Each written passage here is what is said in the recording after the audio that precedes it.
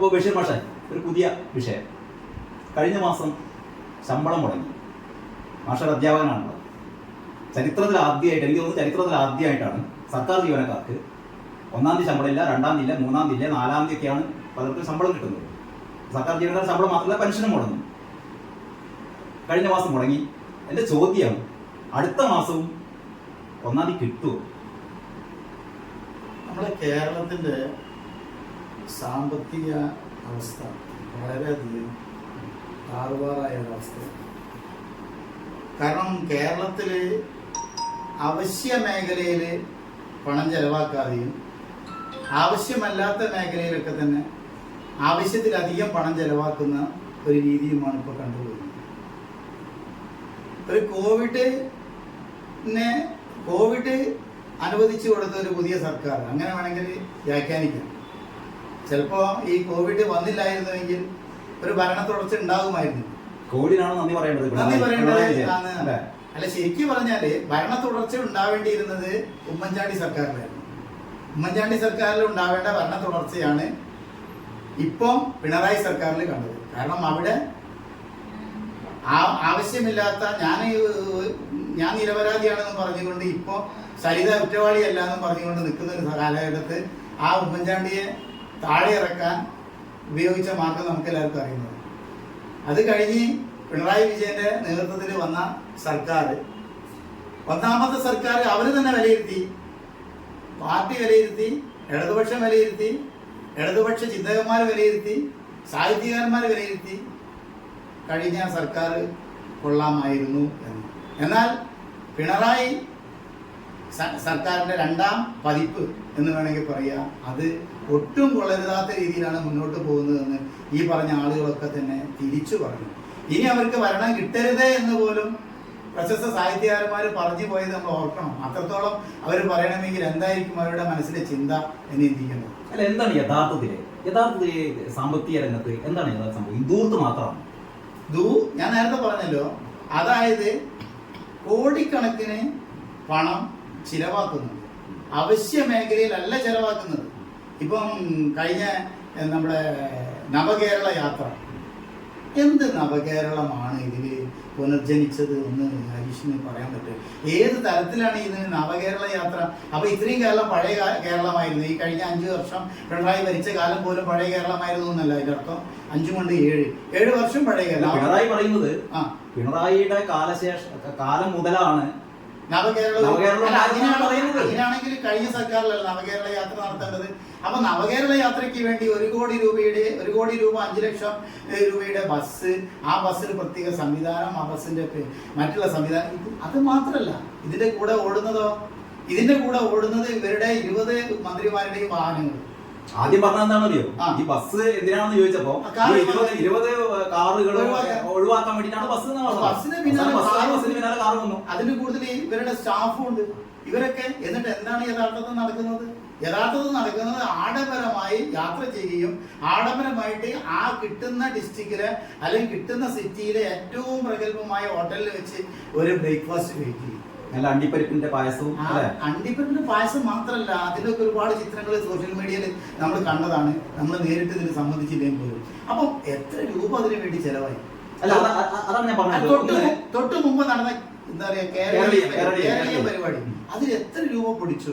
അല്ല, ഈ കേരളീയവും നവകേരള സദസ്സും പോലുള്ള ദൂർത്തുകൾ ഒരു ഭാഗത്ത് നടത്തുന്നു. ഞാൻ ചോദിക്കുന്നത്, അപ്പൊ നമുക്ക് ഈ ശമ്പളം മുടങ്ങി എന്നുള്ളതാണ് ഞാൻ ചൂണ്ടിക്കാണിച്ചത്. ഈ ശമ്പളം മുടങ്ങിയെന്ന് പറയുമ്പോൾ പലരും പറയുന്നൊരു കാര്യമുണ്ട്, 7 മാസമായി, ഈ മാസം കൂടി കൂടുമ്പോൾ 7 മാസത്തെ ക്ഷേമ പെൻഷനുകൾ മുടങ്ങിക്കിടക്കുകയാണ്. ഈ 7 മാസത്തെ ക്ഷേമ പെൻഷനുകൾ മുടങ്ങിക്കിടക്കുന്നതിന്റെ രസം എന്താണെന്നറിയോ? നമ്മൾ ഇക്കഴിഞ്ഞ ബജറ്റല്ല, അതിന്റെ തൊട്ട് മുമ്പത്തെ ബജറ്റിലാണ് ബാലഗോപാല് 2 രൂപ ഇന്ധനത്തിന് സെസ് ഏർപ്പെടുത്തുന്നത്. ലക്ഷ്യം എന്തായിരുന്നു? സാമൂഹ്യ ക്ഷേമ പെൻഷൻ കൊടുക്കാൻ വേണ്ടിയിട്ടാണ് 2 രൂപ എന്ന് പറഞ്ഞാൽ കഴിഞ്ഞ 6 വർഷമായി നമ്മുടെ കയ്യിൽ നിന്ന് ഈ 2 രൂപ എക്സ്ട്രാ വാങ്ങിക്കൊണ്ടിരിക്കുകയാണ്. ഇത് വാങ്ങിയിട്ട് പോലും 7 മാസം ക്ഷേമ പെൻഷൻ കൊടുക്കാൻ പറ്റില്ല എന്ന് പറഞ്ഞാൽ ഇത് വകമാറ്റി ചെലവഴിക്കുന്നു. ഇത് മാത്രമല്ലല്ലോ വകമാറ്റി ചെലവഴിച്ചത്, നേരത്തെ പ്രളയ ഫണ്ട് വരെ വകമാറ്റി ചെലവഴിച്ച ചരിത്രമല്ലേ. അപ്പൊ ചരിത്രത്തിലേക്ക് നമ്മൾ പോവുകയാണെങ്കിൽ വകമാറ്റി ചരിത്രം ഇഷ്ടമായി പറയാനുണ്ട്. അപ്പൊ ദൂർത്ത് വകമാറ്റി ചിലവഴിക്കല്. ഇതിൽ വേറെ ഒരു കാര്യം കൂടി ഞാൻ പറയട്ടെ. അതായത് ഒന്ന് രണ്ട് ആൾക്കാർ ഇതിന്റെ അടിയിൽ ചോദിക്കുന്ന ഒരു ചോദ്യമുണ്ട്. ഈ 1600 രൂപ 7 മാസം മുടങ്ങി കിടക്കുന്നു. അപ്പൊ ഈ മാഷുമാർക്കും ടീച്ചർമാർക്കും അല്ലെങ്കിൽ ഈ ഗവൺമെന്റ് സർവീസിലെ ആൾക്കാർക്ക് 1, 2, 3 ദിവസം ശമ്പളം വയ്ക്കാൻ ഇത്ര വലിയ പ്രശ്നമാണെന്ന് ചോദിക്കുന്നുണ്ട്. ഇത് മനസ്സിലാവുന്ന ഒരു കാര്യം എന്താണെന്നറിയോ? ഇത് ഈ പറയുന്ന സർക്കാർ ജീവനക്കാരും പെൻഷൻകാരും ഒക്കെ അവർ വിവിധ ആവശ്യങ്ങൾക്ക് വേണ്ടിയിട്ട് ഒന്ന് സർക്കാർ മാത്രമല്ല എല്ലാ വ്യക്തികളും കടമെടുക്കുന്നുണ്ട്. ഈ കടമെടുക്കുന്നതിന്റെ സംഭവം പറഞ്ഞാൽ ഇത് റിക്കവർ ചെയ്യുക 1-ാം തീയതി 2-ാം തീയതി ആയിരിക്കും. 1-ാം തീയതി 2-ാം തീയതി നമ്മുടെ അക്കൗണ്ടിൽ പൈസ ഇല്ലെങ്കിൽ സംഭവിക്കാൻ പോകുന്നത് ഇതിന്റെ പലിശ കൂടുന്നു. എനിക്ക് ഓർമ്മ വരുന്നത് ഈ ഞാൻ പെൻഷന്റെ ഡേറ്റ് പെൻഷൻ കറക്റ്റ് 1-ാം തീയതി അക്കൗണ്ടിൽ എത്തുന്നത്. ശമ്പളത്തിനെക്കാട്ടി മുമ്പാണ് പെൻഷൻ ആദ്യം അക്കൗണ്ടിൽ എത്തുക. അപ്പൊ ഇതിന്റെ ഭാഗമായിട്ട് ഞാൻ പെട്രോൾ അടിക്കാൻ വേണ്ടി പെട്രോൾ പമ്പ് കയറിയ സമയത്ത് എന്റെ കാർഡ് ഡിക്ലൈൻ ചെയ്തു. അപ്പൊ ഞാനിത് ഓർത്തില്ല.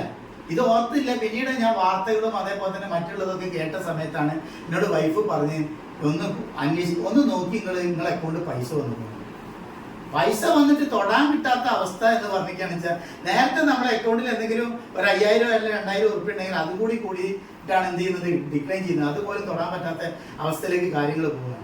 അപ്പൊ ശരിക്കും പറഞ്ഞിരിക്കുകയാണെന്ന് വെച്ചാല് ഈ ചരിത്രത്തിൽ എൻ്റെ ഒരു ഓർമ്മയിൽ എനിക്ക് 10-11 വർഷക്കാലത്തെ സർവീസ് കാലഘട്ടത്തിന് ഇടയിൽ ഇങ്ങനൊരു ചരിത്രം ഉണ്ടായിരുന്നു.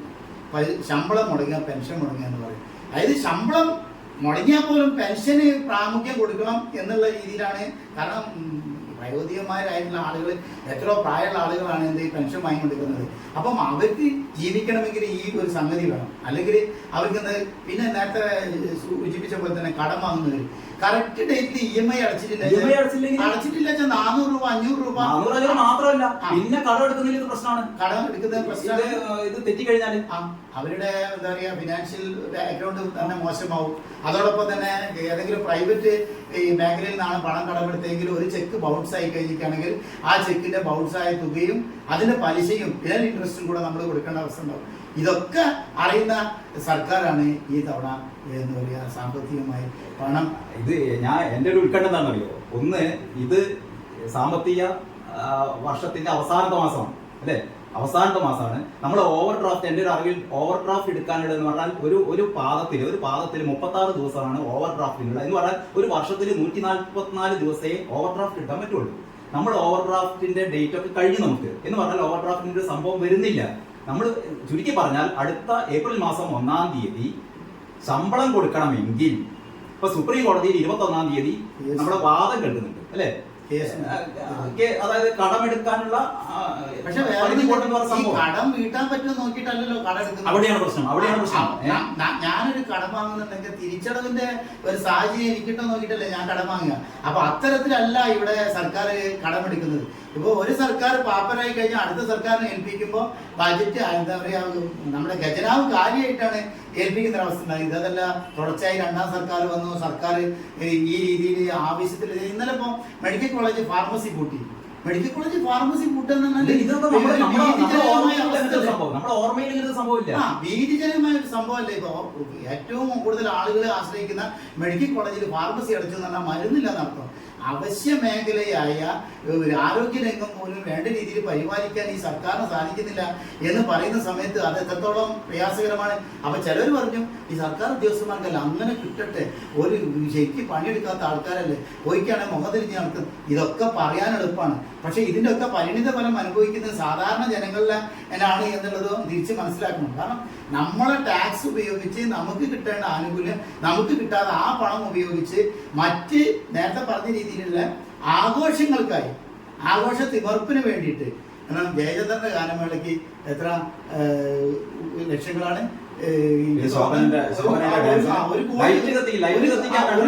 ഒരു കോടി ഉറുപ്പ്യാന്ന് പറഞ്ഞു ശോഭന്റെ ഡാൻസിനും അതേപോലെ ജയന്തന്റെ ഗാനമേളയ്ക്ക് കൊടുത്ത്. ഞാനൊക്കെ ജയന്തന്റെ ഗാനമേളയ്ക്ക് വിളിച്ചാൽ ചിലപ്പോൾ 10,000 രൂപയ്ക്ക് 25,000 രൂപയ്ക്ക് ചിലപ്പോൾ. ഇത് 1 കോടി ഉറുപ്പ്യ എന്ന് പറയുന്ന ഇതേ വ്യക്തികൾ തന്നെയാണ്. നമ്മളിപ്പോൾ ഗവൺമെന്റ് കെട്ടിടങ്ങൾ ഉണ്ടാക്കുന്ന സമയത്ത് 1 കോടി കെട്ടിടം ഉണ്ടാക്കാൻ പറയുമ്പോൾ അതിന്റെ എസ്റ്റിമേറ്റും നമ്മളൊരു കോടിന്റെ ഒരു വീടുണ്ടാക്കാൻ പോണ സമയത്ത് ഉണ്ടാക്കുന്ന ആ ഒരു എസ്റ്റിമേറ്റ് തമ്മിൽ വളരെ വ്യത്യാസമുണ്ട്. അപ്പൊ ഇതിലൊക്കെ ഇടനിലക്കാർക്ക് പോകുന്ന ഒരവസ്ഥയാണ്. അപ്പൊ ഇവിടെ ശരിക്കും പറഞ്ഞാൽ പണം ശരിക്കും പറഞ്ഞിട്ടുണ്ടെങ്കിൽ ദുരുപയോഗം ചെയ്യാണ് ഇപ്പൊ ചെയ്യുന്നത്. അതെ, പണം ഊർത്തടിക്കുന്നത് നമ്മളൊക്കെ അംഗീകരിക്കുന്ന കാര്യമാണ്. ഇതിനേക്കാൾ അങ്ങനെ പോലെ എനിക്ക് ചൂണ്ടിക്കാട്ടിക്കാനുള്ള ഒരു കാര്യം എന്താണെന്നറിയോ? അതായത് നമുക്ക് പിരിച്ചെടുക്കേണ്ട ടാക്സ് അല്ലെ, നമുക്ക് സംസ്ഥാനത്തിന് പിരിച്ചെടുക്കേണ്ട ടാക്സ് യഥാർത്ഥത്തിൽ യഥാവിധി പിരിച്ചെടുക്കുന്നില്ല. ഇതിന്റെ ഏറ്റവും പ്രധാനപ്പെട്ട ഒരു കാര്യം എന്ന് പറഞ്ഞാൽ നമ്മുടെ ഈ കോറികളിൽ നിന്ന് പിരിച്ചെടുക്കേണ്ട നികുതികൾ. അത് കഴിഞ്ഞാലുള്ള ഏറ്റവും വലിയ നമ്മുടെ ഒരു ബിസിനസ്സാണ് സ്വർണ്ണ ബിസിനസ്. നമുക്കറിയാം, ഓരോ ദിവസവും സ്വർണ്ണ വില കുതിച്ചു കയറുകയാണ്. സ്വർണ്ണത്തിന്റെ GST മാഷിക്കറിയാം, ഇപ്പോൾ സ്വർണ്ണത്തിന്റെ GST 3%. നമ്മൾ ഹോട്ടലിൽ കയറി ചായ കുടിച്ചാൽ GST 5%. ഭക്ഷണത്തിന്റെ ഏറ്റവും മിനിമം GST 5%. സ്വർണത്തിന് GST 3% ഉള്ളൂ. പക്ഷെ അങ്ങനെ 3% കണക്കിൽ കണക്കാക്കാണ് തന്നെ നമുക്ക് ഏതാണ്ട് ഒരു 30,000 കോടി രൂപ ഈ സ്വർണ്ണ മേഖലയിൽ നിന്ന് കിട്ടേണ്ടതാണ്. പക്ഷെ 5,000 കോടി താഴെ കിട്ടുന്നുള്ളൂ. യഥാർത്ഥ ബിസിനസ് എന്ന് പറഞ്ഞാൽ അവിടെയാണ് പ്രശ്നം. അതായത് നമ്മുടെ ഈ കേരളീയവും നവകേരള സദസ്സ് നടത്തിയപ്പോൾ സ്പോൺസർഷിപ്പിന് വേണ്ടിയിട്ട് സമീപിച്ചത് ആരൊക്കെയാണ്? സ്പോൺസർഷിപ്പിന് വേണ്ടി സമീപിച്ചത് ഈ പറയുന്ന സ്വർണ്ണക്കടക്കാരെ, ഈ പറഞ്ഞ കോറിക്കാരെ. പിന്നെ എങ്ങനെയാണ് ഇവരിൽ നിന്ന് ടാക്സ് നമുക്ക് പിരിച്ചെടുക്കാൻ പറ്റുക? ഞാൻ പറഞ്ഞത് ടാക്സ് ശരിക്കും പിരിക്കാത്തത് മൂലം. ടാക്സ് മാത്രമല്ല, ഗവൺമെന്റിലേക്ക് വരേണ്ട ഒരുപാട് വരുമാന മാർഗങ്ങളുണ്ട്. ആ വരുമാന മാർഗങ്ങളൊക്കെ യഥാസമയത്ത് പിരിക്കാതെ ജനങ്ങളെ ബുദ്ധിമുട്ടിക്കുന്നുണ്ട്. കുറച്ച് കഴിഞ്ഞിട്ട് ഇൻട്രസ്റ്റോട് കൂടിയിട്ട് ഇവരെ പിരിച്ചെടുക്കുന്ന അവസ്ഥ. ഈ പിരിച്ചെടുക്കുന്ന തുകയൊക്കെ എന്തൊക്കെയാണെന്ന് വെച്ചാല് ഖജനാവിലേക്കാണ് പോകുന്നത്. പക്ഷെ ഖജനാവ് നോക്കുന്നത് കാലിയാണ്. പണം വരേണ്ട വഴിക്കൊക്കെ വരുന്നുണ്ട്, പക്ഷെ ഖജനാവ് നോക്കുമ്പോൾ അത് വകമാറ്റി ചെലവഴിക്കുന്നു. അവരുടെ ആ താല്പര്യത്തിന് വേണ്ടി ചെലവഴിക്കുന്നു. അതാ പറഞ്ഞത്, ഈ ക്ഷേമപെൻഷൻ കൊടുക്കുന്നില്ല, അത്യാവശ്യം വേണ്ട കാര്യങ്ങളൊന്നും ചെയ്യുന്നില്ല. ഈ ക്ഷേമപെൻഷനൊക്കെ നൽകിയാണെങ്കിൽ പ്രകടന പത്രികയിൽ ഇത് എന്താ പറയുക, നിങ്ങളുടെ വാതിലിന്റെ മുന്നിലെത്തും എന്ന് പറഞ്ഞുകൊണ്ടാണ് അധികാരത്തിലേറിയത്. പുതിയ ഈ പ്രചാരണവുമായിട്ട് നമ്മുടെ ഇടതുപക്ഷത്തെ സഖാക്കളെ വോട്ട് ചെയ്യാൻ പോയപ്പോൾ അടുത്ത പ്രാവശ്യം നമ്മൾ 2,500 രൂപ ക്ഷേമപെൻഷൻ ആക്കുന്നു പറഞ്ഞപ്പം ജനങ്ങൾ ചോദിച്ച ചോദ്യം സോഷ്യൽ മീഡിയയിലുണ്ട്. ആദ്യം നമുക്ക് തരാനുള്ളത് തന്നിട്ട് കൂട്ടേണ്ട കാര്യം പറഞ്ഞാൽ മതി എന്ന് പറയുന്ന ഒരു അവസ്ഥ. ഞാൻ പറഞ്ഞിട്ട് നേരത്തെ പറഞ്ഞതിനേക്കാൾ അനുബന്ധമായി പറയേണ്ട ഒരു കാര്യം, നമുക്ക് പിരിച്ചെടുക്കേണ്ട ടാക്സ് പിരിച്ചെടുക്കുന്നില്ല എന്ന് പറഞ്ഞു. അതേപോലെ ഈ GST, എനിക്ക് തോന്നുന്നത് നമ്മുടെ കേരളത്തില് വ്യാപാരികൾ ഏതാണ്ട് ഒരു ചെറിയ ശതമാനം വ്യാപാരികൾ മാത്രമേ GST രജിസ്ട്രേഷൻ എടുത്തിട്ടുള്ളൂ ഇപ്പോഴും. ഒരു വലിയ ശതമാനം എടുത്തിട്ടില്ല. കാരണം എന്താണെന്നറിയോ? ഇവരുടെ വിറ്റുവരവ് കുറവാണ് എന്നുള്ള കാരണം പറഞ്ഞിട്ട് ഏതാണ്ട് ഒരു 80% വ്യാപാരികളും GST പരിധിയിൽ ഉൾപ്പെട്ടിട്ടില്ല. ഇത് ആരും അന്വേഷിച്ചില്ല. ഇത് അന്വേഷിക്കേണ്ട മിന്നൽ പരിശോധന നടത്തേണ്ട നമ്മുടെ ആന്റി കറപ്ഷൻ ബ്യൂറോ ഒക്കെ ഇവിടെ ഉണ്ട്. പക്ഷെ ഇതൊന്നും ഫലപ്രദമല്ല. എല്ലാത്തിന്റെയും പുറമെ സഖാക്കൾ ഇരുന്നിട്ട് അവരുടേതായ ഒരു അജണ്ട രൂപീകരിക്കും. അല്ല, അത് നമുക്ക് അറിയാലോ. നമ്മൾ ചിലപ്പോൾ പല ദൈനംദിന ആവശ്യങ്ങൾക്ക് പലപ്പോഴും പർച്ചേസ് ചെയ്യുന്ന സമയത്ത് നമുക്ക് പ്രോപ്പർ ബില്ലുകളും വൗച്ചറുകളും ഇല്ലാതെ ഇഷ്ടമായ സ്ഥലത്ത് നമ്മൾ വാങ്ങിപ്പോയിരുന്നുണ്ട്. അപ്പൊ അങ്ങനെ വരുന്നതിനർത്ഥം GST കണക്കാക്കാതെ സെയിൽ നടക്കുന്നു എന്നാണ്. പിന്നെ ഇതൊക്കെ ഒരു അഡ്ജസ്റ്റ്മെന്റ് ഇപ്പുറത്ത് നടക്കുന്നുണ്ട്. കിട്ടേണ്ടവരെ കയ്യിലേക്ക് കിട്ടിക്കഴിയുന്ന സമയത്ത് ചില സംഗതികൾ ഇല്ലെങ്കിൽ മുന്നോട്ട് പോകും. ഇവിടെയാണ് ഈ ഇടതുപക്ഷവും നേരത്തെ പറഞ്ഞ UDF സർക്കാരുള്ള സമയത്ത് ഇപ്പൊ നമ്മുടെ കടമെടുപ്പിന്റെ ഈ FRBM ആക്ട് വന്നപ്പോ 2002 FRBM ആക്ട് വരുന്നത്. 2003 കേരളം ഉൾപ്പെടെ എല്ലാ സംസ്ഥാനങ്ങളും FRBM ആക്ട് അംഗീകരിക്കുകയും ചെയ്തു. അതനുസരിച്ച് നമ്മുടെ ഈ സഞ്ചിത കടവും GSDP തമ്മിലുള്ള അനുപാതം എന്ന് പറഞ്ഞാൽ 29% ആയിരിക്കണം. 29% കൂടാൻ പാടില്ല. ഇപ്പൊ കേരളത്തിന്റെ അവസാനം 30% കൂടി. UDF ഭരിക്കുന്ന ഒരു കാലത്തും ഇത് 29% കൂടിയിട്ടില്ല, കൂടാൻ പാടില്ല. 29% പരിധി. നമ്മൾ 29 കഴിഞ്ഞ് 30 കഴിഞ്ഞ് മേലോട്ട് പോവുകയാണ്. എന്നിട്ടുമാണ് നമ്മൾ സുപ്രീം കോടതിയിൽ പോയി കടം വേണം എന്ന് പറയുന്നത്. ഇപ്പോഴത്തെ അവസ്ഥയിൽ ശരിക്കും പറഞ്ഞാല് ഒരു സർക്കാർ ഉദ്യോഗസ്ഥനോ സർക്കാർ മേഖലയിലോ ഉള്ള ആളുകള് നേരത്തെ ഒക്കെ തന്നെയാണെങ്കിൽ വിവാഹം കഴിക്കുമ്പോൾ വിവാഹ കമ്പോളത്തിൽ ഏറ്റവും കൂടുതൽ മാർക്കറ്റ് ഉള്ളത് സർക്കാർ ഉദ്യോഗസ്ഥനായിരുന്നു. ഒരു ലോണ് കിട്ടുകയാണെന്ന് വെച്ചാൽ ആദ്യം തരുന്നത് സർക്കാർ ഉദ്യോഗസ്ഥനായിരുന്നു. ഇതേ സംഗതികൾ തന്നെ തിരിച്ചു പറയുന്ന ഒരു അവസ്ഥയില് കാര്യങ്ങൾ എത്തുന്നുണ്ട് എന്നുള്ളതാണ്. ഇതിപ്പോ സർക്കാർ ഉദ്യോഗസ്ഥനെ ആർക്കും വേണ്ടാത്ത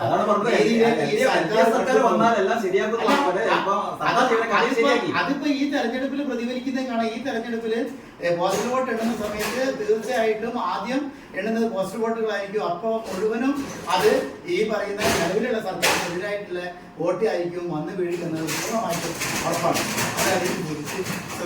എനിക്ക് തോന്നുന്നത് അറിയോ, ഇപ്പൊ സുപ്രീം കോടതി 21-ാം തീയതി അവര് അന്തിമ വാദം കേട്ട് ഒരു താൽക്കാലിക ഉത്തരവ് പറയുന്നു. എന്തൊക്കെയാണെങ്കിലും നമ്മളെ സംബന്ധിച്ചിടത്തോളം ഒരു പ്രതീക്ഷയില്ല. സുപ്രീം കോടതി എന്തായാലും ഡയറക്റ്റായി കേരളത്തോട് സംസ്ഥാനം ചോദിക്കുന്ന മുഴുവൻ കൊടുത്തേക്കോ എന്ന് എന്തായാലും സുപ്രീം കോടതി പറയാൻ പോകുന്നില്ലല്ലോ. സംസ്ഥാനം ചോദിക്കുന്ന മുഴുവൻ കൊടുത്തേക്കോ എന്ന് ഒരിക്കലും സുപ്രീം കോടതി പറയാൻ പോകുന്നില്ല. ഇനി എന്തൊക്കെയാണെങ്കിൽ തന്നെയും ഈ വരുന്ന ഇനി അതിന് ശേഷം പിന്നെ 9 ദിവസം ബാക്കി അല്ലെ, 9 ദിവസം ബാക്കിയുണ്ട് സുപ്രീം കോടതി ഉത്തരവ് വന്നാൽ തന്നെ. നമുക്ക് അനുവദിച്ച തുക എന്ന് പറഞ്ഞാൽ 13,000 കോടി രൂപ ഈ ഏറ്റവും അവസാനം സുപ്രീം കോടതി ഇടപെട്ടിട്ട് കേന്ദ്രം തരാന്ന് പറഞ്ഞു. ഇത് തന്നെ ഇപ്പൊ ഏറ്റവും പുതിയ വിവരം എന്ന് പറഞ്ഞാൽ ഇത് തന്നെ മുഴുവൻ 8,000 ചില്ലാൻ കോടിയെ നമുക്ക് കിട്ടാൻ സാധ്യതയുള്ളൂ എന്ന് പറഞ്ഞാൽ ഇലക്ട്രിസിറ്റി ബോർഡിന്റെ പരിഷ്കരണവുമായി ബന്ധപ്പെട്ടാണ് വേറെ 5,000 കോടി.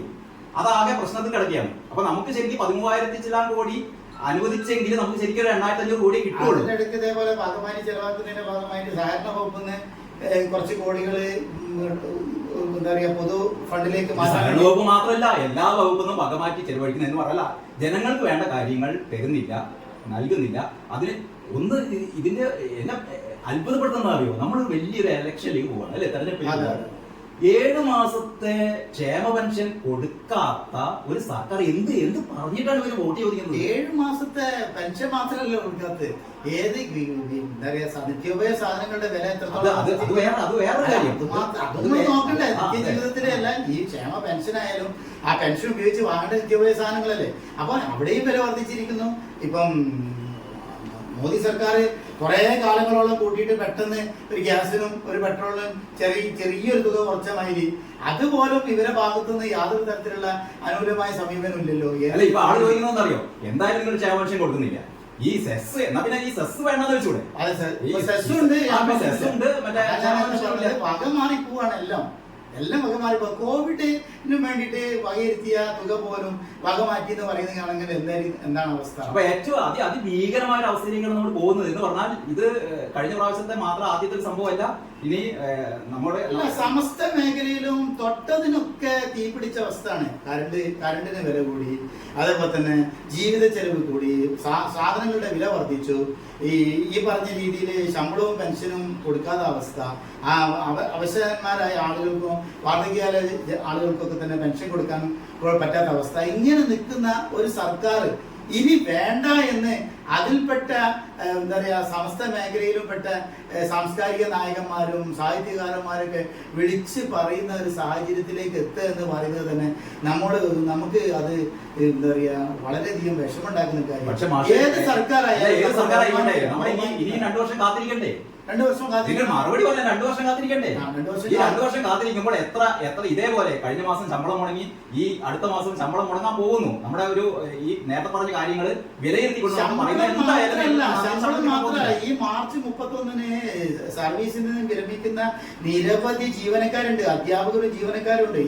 അത് കഴിഞ്ഞ് ഏപ്രിൽ 30, മെയ് 31 ഈ തീയതികളൊക്കെ റിട്ടയർ ചെയ്യാൻ പോകുന്ന ആളുകളെ സംബന്ധിച്ചിടത്തോളം അവരുടെ മനസ്സ് എത്രത്തോളം എന്താ പറയുക ഏജാറിലാണ് മുന്നോട്ട് പോകണമെന്ന് നമുക്ക് ആലോചിക്കാൻ വയ്യ. കാരണം പലതും കണക്കൂട്ടിയിട്ടാണ് മുന്നോട്ട് പോകുന്നത്. ഒരു വീട് വെക്കണം, വീടിന്റെ കടം തീർക്കണം, അതേപോലെ തന്നെ മകളെ കല്യാണം കഴിക്കണം, മകന്റെ ജോലിക്ക് വേണ്ടിയിട്ട് അത് ചിലപ്പോൾ UK-ലോ അല്ല ഓസ്ട്രേലിയയിലോ എവിടെയും കൊണ്ട് നിക്ഷേപിച്ച് അവർക്ക് വേണ്ട ജോലി തരപ്പെടുത്തി കൊടുക്കണം. ഇങ്ങനെയുള്ള കാര്യങ്ങളൊക്കെ ചെയ്യാൻ വേണ്ടി കണക്കൂട്ടി നിൽക്കുന്ന സമയത്താണ് ഇടിവെട്ടാറ്റ ഒരു അവസ്ഥയിലേക്ക് പോകുന്നത്. ഇപ്പം വരാൻ പോകുന്ന ആ ഒരു സാമ്പത്തിക വർഷം എന്ന് പറയുന്നത് നമുക്ക് കണ്ടു തന്നെയാവണം എന്ത് സംഭവിക്കുന്നു.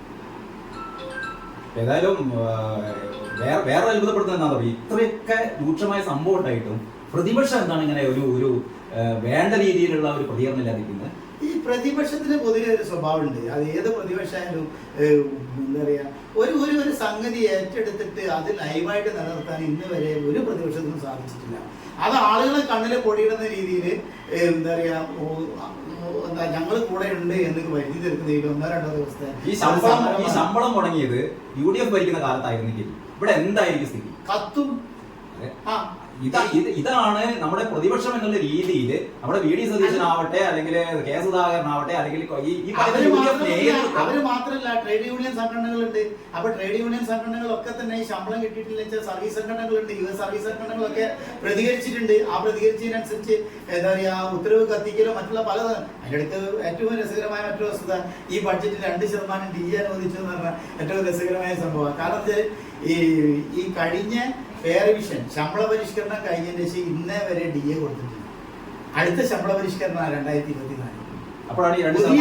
പുതിയ ശമ്പള പരിഷ്കരണ വർഷമാണ് 2024 ജൂലൈ. ഈ 2024 ജൂലൈ ശമ്പള പരിഷ്കരണ വർഷം വന്നു നിൽക്കുന്ന ഈ ഒരു കാലത്താണ് 19 ഉണ്ടായിരുന്ന ശമ്പള പരിഷ്കരണത്തിന്റെ DA മാത്രമല്ല DA മുൻകാല പ്രാബല്യം ഉണ്ടാവും. ഈ 2% കൊടുത്ത് തന്നെ അടുത്ത മാസം ശമ്പളത്തിൽ വാങ്ങാന്ന് മാത്രമേ പറഞ്ഞുള്ളൂ. ഏത് കാലം മുതൽ എന്ന് പറഞ്ഞില്ല. മുൻകാല പ്രാബല്യം ഉണ്ട്. ആ മുൻകാല പ്രാബല്യം പറയുന്നില്ല. മുൻകാല പ്രാബല്യം എന്ന് പറയുമ്പോൾ ഇപ്പോഴാണ് നേരത്തെ പറഞ്ഞ 2019 ആകുള്ളത്. അപ്പൊ മൊത്തം 18% DA കൊടുക്കാനുള്ള ഒരു സർക്കാർ ഇപ്പോഴും എന്താ പറയുക നിൽക്കുന്ന സമയത്താണ് അവരുടെ ശമ്പളം പോലും ഇല്ലാതാക്കുന്ന ഒരു സാഹചര്യം വരുന്നത്. ഇനി വരാൻ പോണ സമയത്ത് റിട്ടയർമെന്റ് ബെനിഫിറ്റും DCRGയും അതേപോലെ അവര് അടച്ച് അവരുടെ അക്കൗണ്ടിൽ കിടക്കുന്ന PF പോലുള്ള തുകകളൊക്കെ എത്രത്തോളം അവർക്ക് തിരിച്ചു കിട്ടുമെന്ന് തന്നെ അവർ ഇതൊക്കെ ആശങ്കാജനകമായി മുന്നോട്ട് പോകും. അപ്പൊ എന്തായിരിക്കും ഈ വരാൻ പോകുന്ന ഇലക്ഷന്? അത് എത്രത്തോളം ഈ പറയുന്ന ഇടതുപക്ഷ വിഭാഗത്തിന് അതിന്റെ സാധ്യതയുണ്ട്? ഈ 6 മാസക്കാലത്തെ കുടിശ്ശിക കൊടുക്കാതെ എത്രത്തോളം ഇവരുടെ ഒരു സമാധാനം എന്ന് പറഞ്ഞാൽ പാർലമെന്റ് ഇലക്ഷൻ ആണല്ലോ വരുന്നത്. അപ്പം മെയിൻ ആയിട്ട് ഫോക്കസ് ചെയ്യുന്നത് കേന്ദ്ര സർക്കാരിന്റെ നയപരിപാടികളാണല്ലോ എന്നുള്ളതാണ്. കേരളത്തിലെ മത്സരം UDF LDF തമ്മിലാണ്. സ്വാഭാവികമായിട്ട് റിഫ്ലക്ട് ചെയ്യും. എന്താ സംശയം? അതിന് യാതൊരു സംശയമില്ല. ഇവിടെ എന്ത് പറയുകയാണെന്ന് വെച്ചാൽ ഇവിടെ ഇടതുപക്ഷ ഭരണം കാഴ്ചവെക്കുന്ന കെടുകാര്യസ്ഥതയിലാണ് ഇവിടെ ജനങ്ങൾ വോട്ട് ചെയ്യുന്നത്. BJPക്കെതിരല്ല ഇവിടെ വോട്ട്. ആർക്കാ? കോൺഗ്രസിന് വേണ്ടിയിട്ട്, ഇന്ത്യ മുന്നണിക്ക് വേണ്ടി ചിലപ്പോൾ വോട്ട് ചെയ്യും. BJPക്ക് അല്ല ഇവിടെ കേരളത്തിലെ വോട്ട്. BJP അക്കൗണ്ട് തുറക്കും എന്നൊക്കെ പറയല്ലാതെ BJPക്ക് ഒരു കാലത്തും കേരളത്തിൽ അക്കൗണ്ട് തുറക്കാൻ സാധിക്കും. അടുത്ത ഇലക്ഷൻ വരുമ്പോ ഈ വരുന്ന പാർലമെന്റ് ഇലക്ഷന് ഒരു വോട്ടറെ സംബന്ധിച്ചിടത്തോളം ഇടതുപക്ഷ സർക്കാരിന്റെ ഈ ദുർഭരണമാണ്. ദുർഭരണം തന്നെയാണ് നോക്കിയിട്ട് തന്നെയാണ് വോട്ട് ചെയ്യാൻ പോകുന്നത്. പിന്നെ രണ്ടാമത്തെ ഘട്ട മോദിയുടെ സംഭവങ്ങൾ രണ്ടാമത്തെ ഘട്ടം പറയാനില്ല. കേരളത്തില് ഒരു ഏറ്റുമുട്ടൽ നടക്കുന്നത് LDF UDF തമ്മിൽ. അല്ലാതെ ഒരിക്കലും BJPയും UDF തമ്മിലോ BJPയും LDF തമ്മിലോ ഇനി വരാൻ കാലത്ത് പോലും അങ്ങനെ നടക്കാൻ പോകുന്നു. അപ്പൊ ഏതായാലും നമ്മുടെ ഈ ചർച്ച ഒട്ടും എന്താ പറയാ ആശ്വാസകരമായ ഒരു ചർച്ചയല്ല ഇത്. കാരണം അടുത്ത മാസം തിരിച്ചറിഞ്ഞല്ലേ പറ്റൂ. യാഥാർത്ഥ്യം പറഞ്ഞല്ലേ പറ്റൂ. ഇതിൽ പറഞ്ഞതിൽ യാതൊരു തെറ്റില്ലല്ലോ. ശരി മാത്രമല്ലേ നമ്മുടെ ചർച്ചയ്ക്ക് ഇതേമാക്കി. ഓക്കെ, ശരി എന്നല്ല. Okay, thank you.